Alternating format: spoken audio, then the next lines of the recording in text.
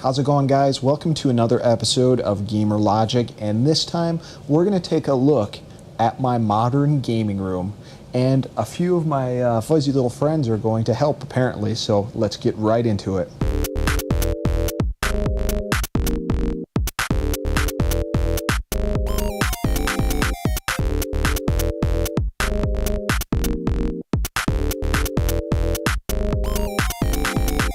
So one of the most common things that is said to me is that I don't play any modern games, that I just play retro video games and that's all I do, like I'm stuck in the Nintendo generation or something. And don't get me wrong, I love my Nintendo games, I love my Super Nintendo games and all that stuff. But when it comes down to it, I've been a part of every modern console generation, well, pretty much since the Nintendo. I've always kind of been there on the cutting edge of technology, at least with consoles. So, you know, back in the day I had a Nintendo, I got a Super Nintendo, I got a PlayStation, and kept climbing all the way up to the modern generation of hardware. So what's the question as to what systems I have in terms of this generation, or what was dubbed the next gen consoles? And I have them all. I have a Wii U. I got a Wii U a couple weeks after launch. That was actually a joint gift between me and my wife for Christmas, because she does like Nintendo games, so we have that. When the PlayStation 4 came out, I actually ordered that from Amazon the day I was able to do so. I didn't wait in any lines. Just kind of too old to, you know, stay up till midnight and stand in line for a couple hours to get a system. In all honesty, you know, with the jobs I work and everything, I'd rather just get to bed and know that the system is getting ready to sit at my doorstep, and that's exactly what happened. I remember because with the PlayStation 4, I was actually out of state. I was doing some work in Indiana, I believe, and there were a lot of bad snowstorms, and I was a little worried that I wasn't going to be able to get home. But I got home on time, and which was great because this was a system that needed to be signed for in order to get it. So it came, I signed for it, and I was on top of the PlayStation 4 generation right from the get-go. In terms of what I think of the system, it's a pretty decent system. Definitely meant for games, straight up games pretty much, and there's a couple games on there I do enjoy, which I'll get into another episode. But I do enjoy the system, and the same followed suit with the Xbox One. That's another system that I picked up day one. Again, got it from Amazon with Dead Rising 3. And honestly, my preference between the two at the time was that I was enjoying the PS4 a little bit more because the game seemed to be a little bit better. Dead Rising 3 was okay. I really couldn't get into it. A few of the other launch games weren't anything really special to me on the Xbox One, but then Titanfall came out, which I really enjoy, and there's a few other games that are out on the system that I enjoy over its PlayStation 4. But when it comes right down to it, I am an equal opportunity kind of guy when it comes to gaming. I have all three, so to me there is no which one's better, because I can play it on any system I want practically. So I enjoy them all. But yeah, I really do enjoy playing modern games, and I figured I could take the time to show you guys around where I play all my modern games, and even a few retro too. So let's go around the room.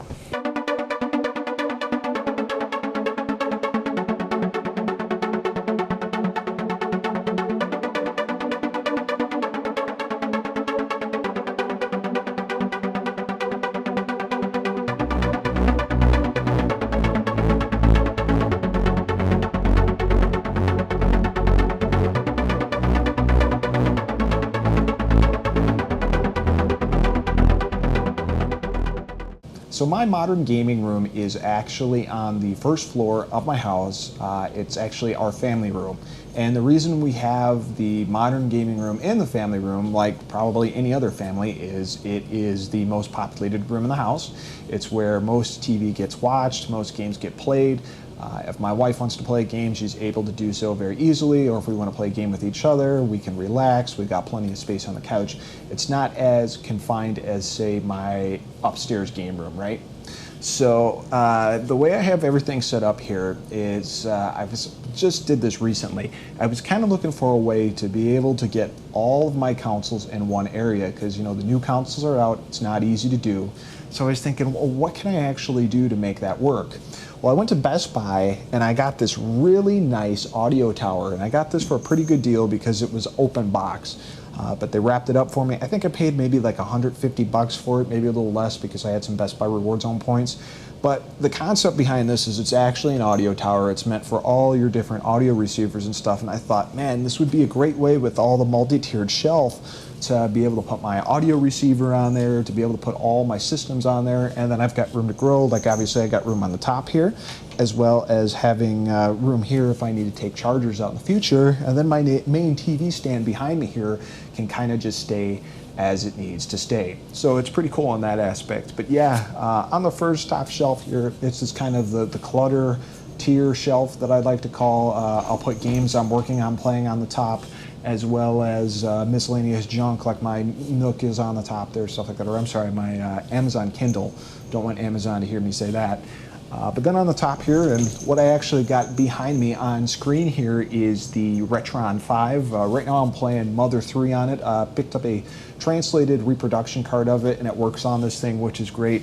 Really great system if you want to be able to play your games on an LCD HD TV without having to buy an upscaler or any of that stuff.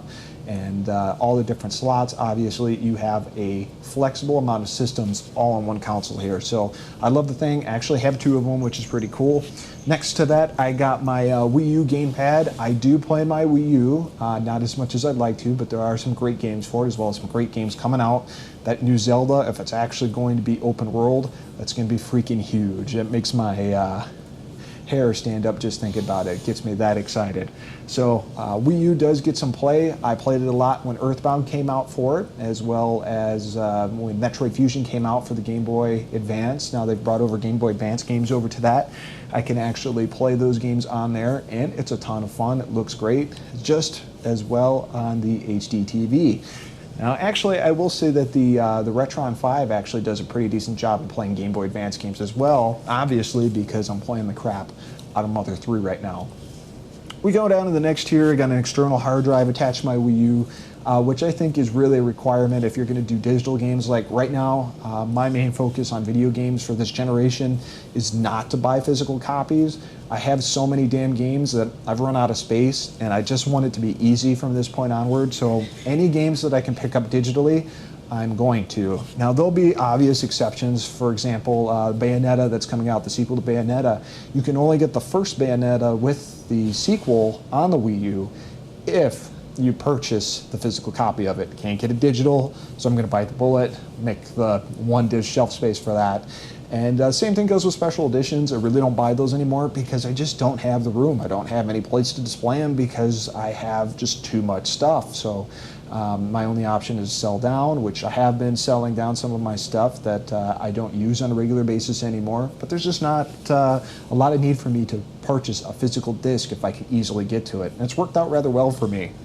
Right next to the Wii U is the Xbox 360, which I still use. Not playing too many 360 games these days. Every once in a while I get a little addiction to play a little bit more WWE 2K14, I think it is. Looking forward to 15. Hopefully they make a few more changes to it. It's been kind of disappointing from last year. But every once in a while I get that addiction to play it again. So I'll turn that on and fire that up.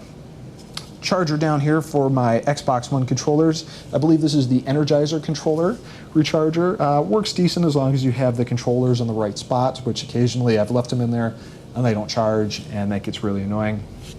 Over here, we've got the Xbox One, the much talked about in negative and sometimes positive fashion Xbox One. I love it. It gets played just as much as my PS4 gets played. Honestly though, this thing has gotten more play than any of my next-gen systems combined time-wise, which is pretty funny. But yeah, I got my Xbox One and I got a 2 terabyte USB 3.0 hard drive connected to it. Again, all my games that I have on the Xbox One, which is a decent amount, I only have one physical copy, and that's Dead Rising 3. And the reason I went physical on that particular one because I was a little cautious with the fact that maybe it would be, day one would be too much for downloads on the Xbox One. I wouldn't be able to get anything, and then I'd be stuck without being able to play anything. So it's the only reason I got a physical disc of that. And yeah, I'm loving my Xbox One. Next shelf down, we have the PlayStation 3 And we have the PlayStation 4, PlayStation 3, of course I love, that's got some great games on it. PlayStation 4 has some very good games on it as well, I'm loving that. I have a 1 terabyte solid state disk in there for the extra speed. I actually happen to have a solid state disk hanging around. Do I see that much of a performance change with the fact that there's a solid state disk? It's minimal at best. But another cool system I really enjoy. Next shelf down, if you can see it, which you can barely see it on camera, is my PlayStation 4 charger with the controller, and the Wii Nyko 4 controller charger, which it works on the Wii U controllers because it's essentially the same thing. And on the very bottom, you can't see it, is my wonderful HK audio system, subwoofer, 8-channel speaker. Love the thing. My dad gave it to me a long time ago. And man, it really pumps the value along on the game. So that's pretty much my Tower of Doom for all my modern games. And that way, if I actually need to do any modern gaming, it's easy to do. And if I have to move this thing, well, there's only a couple cables running this thing. I can move it, clean things up, change some things around without having to pull it out from my actual entertainment center here next to me with the 60-inch. And the only complaint I have with it is cable management is still a bitch. Now, while it's true that I have a big 60-inch TV, I have a hard time playing modern games from where I sit here from actually being able to see the screen. If I'm playing retro games, it's not so bad because, well, there's not that much stuff on screen, right? But if I'm trying to play a game like Watch Dogs or something like that, I always find myself hunched over, getting closer and closer to the screen and throwing out my back in the process, which is never good to do. So I actually ended up getting a gamer chair, and this is actually a chair by DX Racer. So let me show you what I bring out when I really want to get into my games. So now this is what I was talking about for when I can't see when I'm playing modern games, or there's a game I really want to get into and the couch is just too far away. A chair that I can just get into and relax. This is a chair from DX Racer, which makes some fantastic, comfortable gaming chairs. And I think legitimately, this is the kind of chair you would get in a souped up racing vehicle, maybe street racing or probably even race cars and stuff. And they put a pedestal on the bottom of it and you are ready to rock. And these chairs are super comfortable. I've actually utilized them for work as well as play, and it's hard going back to a regular chair after sitting in one of these things, but you can customize the crap out of them. I mean, I've actually seen that you could get a LCD monitor mount on this. You can get an iPad mount for an iPhone mount. I've actually opted to do the mouse pad because when I do a little bit of PC gaming, I am able to just put the mouse down here and play. If I do point and click adventure games and stuff. Keyboard, it's still a little difficult. They don't have any kind of keyboard attachment yet that you could kind of put in front of you, which would be kind of neat, but comfortable as hell. And I really, really love this chair. And of course I got the wheels down here that are actually safe for laminate floors. That way you're not damaging your floor and your significant other isn't killing you, even though I'm the one who protects all the wood floors. But very nice, comfortable chair. If you're looking for something, maybe for your game room, your computer chair for work, check out DX Racer, look them up on Google, highly recommend them.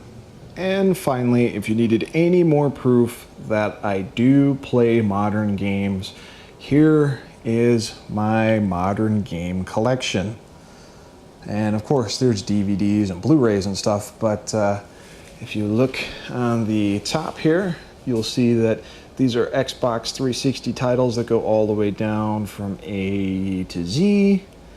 Same thing with PlayStation 3, PlayStation 4, Wii, Wii U, and I got some Blu-rays, and then I have some stuff over here, Nintendo DS, 3DS, PSP,